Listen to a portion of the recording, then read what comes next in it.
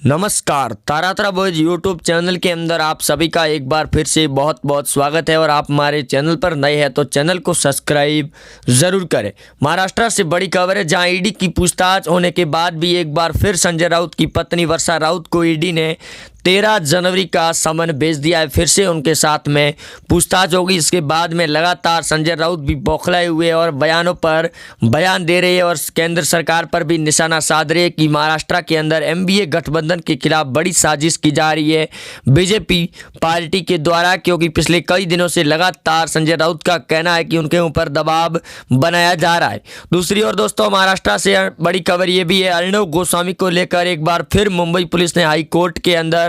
अर्णव के खिलाफ टीआरपी घोटाले में कई बड़े सबूत पेश किए और उन्होंने कहा कि इस बार अर्णव गोस्वामी को अरेस्ट करने के लिए ये सबूत काफ़ी होंगे, क्योंकि इस पूरे खेल के अंदर अर्णव गोस्वामी लगातार उनका नाम सामने आ रहा है। और इस बार देखना ये होगा कि मुंबई पुलिस क्या कुछ नए बयान और नए सबूत पेश करती है, जिसके बाद जिस प्रकार अर्णव गोस्वामी को पिछली बार भी करीब 7 दिन तक जेल के अंदर रखा गया था, उसी प्रकार इस बार भी रखा जाएगा या फिर नहीं रखा जाएगा। क्योंकि सुप्रीम कोर्ट के अंदर अर्णव गोस्वामी को अंतरिम जमानत भी दे दी गई थी, लेकिन इस बार मुंबई पुलिस के द्वारा ये दावा भी किया गया कि उनके पास अर्णव के खिलाफ इस बार ठोस सबूत इकट्ठा किए गए हैं, जिसके बाद में बड़ा भूचाल आने की पूरी संभावनाएं जताई जा रही है। दूसरी ओर पश्चिमी बंगाल के विधानसभा चुनाव के अंदर शिवसेना के द्वारा बड़ा फैसला लिया गया कि इस बार विधानसभा चुनाव में करीब 100 सीटों पर शिवसेना पार्टी चुनाव लड़ेगी पश्चिमी बंगाल के अंदर, जिसके बाद लगातार ममता बनर्जी भी बौखलाई हुई है। बिहार के सीएम नीतीश कुमार के इस्तीफा देने की बातें लगातार तेजस्वी यादव भी बयान दे रहे कि नीतीश कुमार जल्द इस्तीफा देकर एनडीए को तोड़ करके महागठबंधन में शामिल होंगे और ये सबसे बड़ा झटका होगा बिहार ही नहीं बल्कि बीजेपी को बिहार के अंदर। वहीं नीतीश कुमार के विधायकों के द्वारा ये दावा किया जा रहा है कि करीब उनके 25 विधायक जो एनडीए के समर्थन में है वो महागठबंधन के संपर्क में बताए जा रहे हैं, जो कभी भी इस्तीफा देकर शामिल हो सकते हैं महागठबंधन के अंदर। और तेजस्वी यादव के द्वारा नीतीश कुमार को लेकर कई बड़े बयान सामने भी आ रहे हैं, लेकिन इस बयानों के बीच में नीतीश कुमार ने उनको फटकार लगा दी है और नीतीश ने ये बयान और एक्शन लेते हुए कहा कि अगर कोई बड़ा एक्शन लेने या फिर उनके विधायकों को तोड़ने की कोशिश की गई तो महागठबंधन की खैर नहीं है। पश्चिम बंगाल के विधानसभा चुनाव को लेकर जहां उस दिन ओवैसी के ऊपर ममता बनर्जी दोस्तों बौखला गई है और ओवैसी के द्वारा यह दावा किया जा रहा है कि मुस्लिम बहुमूल्य क्षेत्र की सीटें सभी ओवैसी के खाते के अंदर आएगी, जिसके अंदर ममता बनर्जी को बड़ा झटका दिया जाएगा, जिसके बाद ममता पूरी तरह से बिखर चुकी है और ममता बनर्जी ने ऐलान भी कर दिया कि ओवैसी को यहाँ घुसने भी नहीं दिया जाएगा। क्योंकि एक तरफ से भाजपा पार्टी ने पूरी तरह से ममता बनर्जी के सरदर्द बनी हुई है और गृह मंत्री अमित शाह भी बड़ा एक्शन लेने की तैयारी में। महाराष्ट्र के एनडीए गठबंधन में भूसाल आ सकता है और शरद पवार जल्द बीजेपी का दामन भी थाम सकते हैं, इसकी बड़ी खबर आने की पूरी संभावनाएं जताई जा रही है। किसान आंदोलन को लेकर कृषि कानून मंत्री नरेंद्र सिंह तोमर ने दोस्तों बड़ा बयान दिया अभी फिलहाल में कि कृषि कानून बिल के को अपडेट किया जाएगा, उसके अंदर संशोधन करके उन्होंने दावा किया कि उनको आश्वासन दिया है और जल्द किसान आंदोलन को ख़त्म करने का ऐलान किया गया है कि किसानों के द्वारा सहमति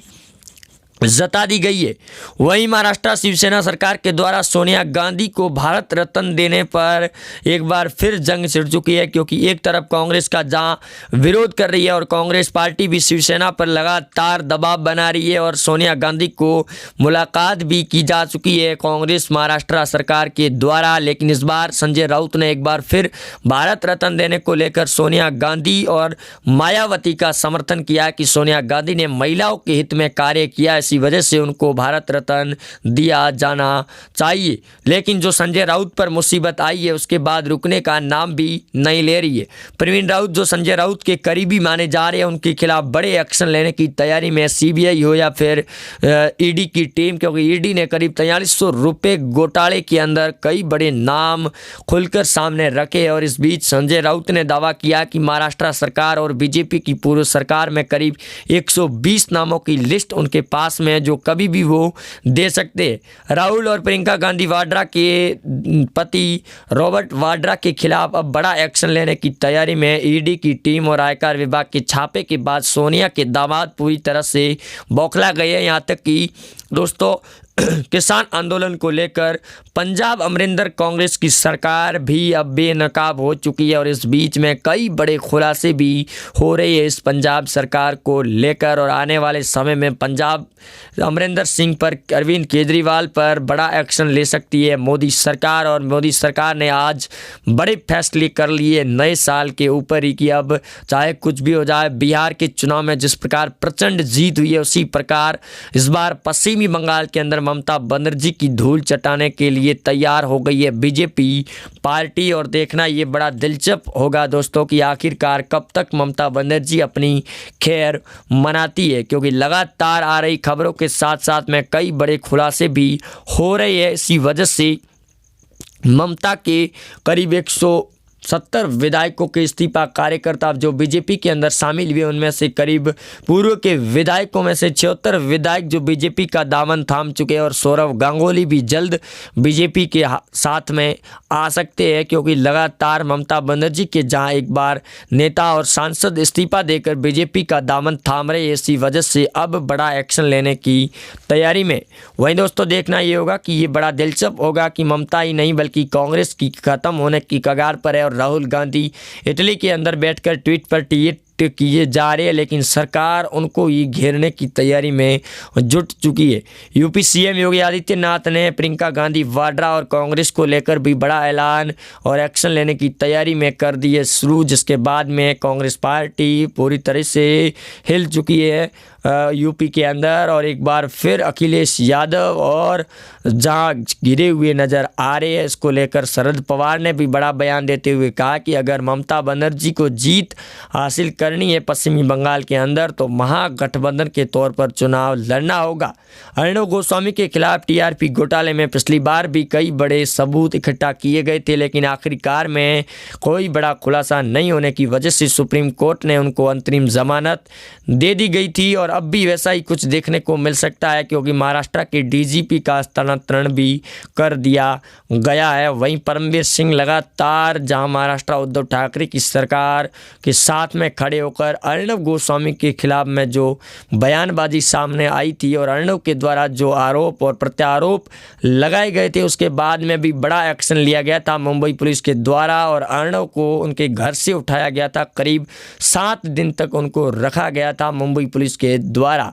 वहीं एक बार फिर इंटीरियर डिज़ाइनर के इस मसले को लेकर अर्णव के साथ में पूछताछ हो सकती है और टीआरपी घोटाले में रिपब्लिक भारत का नाम लगातार जुड़ा हुआ सामने आ रहा है। इसी वजह से काफ़ी ज़्यादा नाराज़गी भी जाहिर की जा रही है। लेकिन दोस्तों पश्चिमी बंगाल के विधानसभा चुनाव में बड़ा खुलासा और घोटाला होने की पूरी तैयारियां कर चुकी है अब टीमें और जल्द कुछ बड़ा आने की संभावनाएं जताई जा रही है। ममता बनर्जी भी अब इस महागठबंधन के घेरे में फंस चुकी है और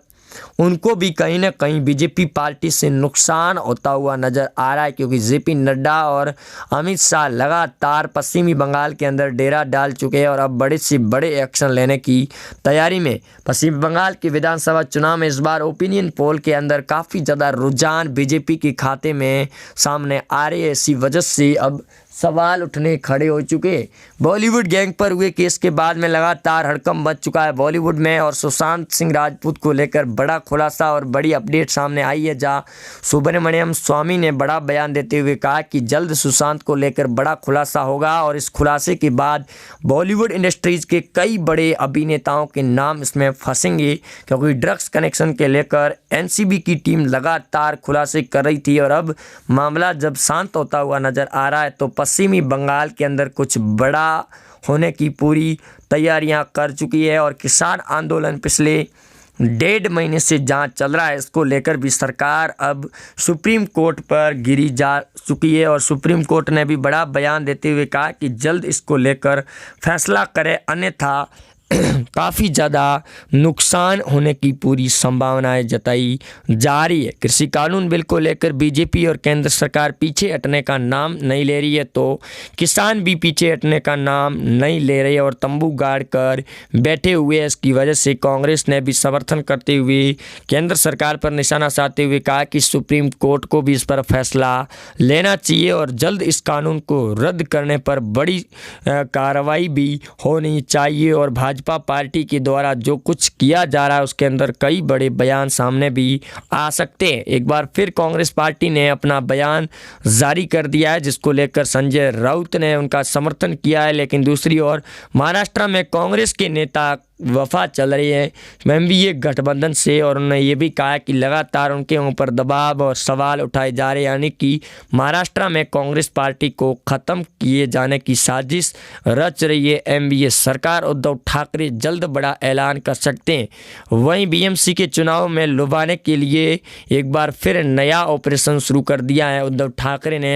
मुंबई में जलेबी फाफड़ा उद्धव ठाकरे आपना, इस प्रकार से कार्यक्रम शुरू किया गया है। लेकिन देवेंद्र फडणवीस के चलते इस बार महाराष्ट्र में बड़ा भूचाल आ सकता है। वहीं एक साल पूरा होने के बाद महाराष्ट्र सरकार में अभी तक कई बड़े संचय खुलकर सामने भी आ चुके हैं, लेकिन इस बार देखना बड़ा दिलचस्प होगा कि कांग्रेस पार्टी महाराष्ट्र में क्या कुछ कर पाती है, क्योंकि बीएमसी चुनाव में अलग से चुनाव लड़ने का जो फैसला लिया गया इसके चलते शिवसेना भी नाराजगी जाहिर कर रही है। तो संजय राउत और उद्धव ठाकरे ने कांग्रेस पर निशाना भी साध दिया था। सामना मुखपत्र के अंदर योगी आदित्यनाथ के खिलाफ भी कई बड़े बयान जारी किए गए थे उद्धव ठाकरे की सरकार और सामना मुखपत्र के द्वारा। और अब कांग्रेस पार्टी को भी इस बात की चिंता शुरू हो चुकी है कि कहीं उनके खिलाफ भी बड़ी साजिश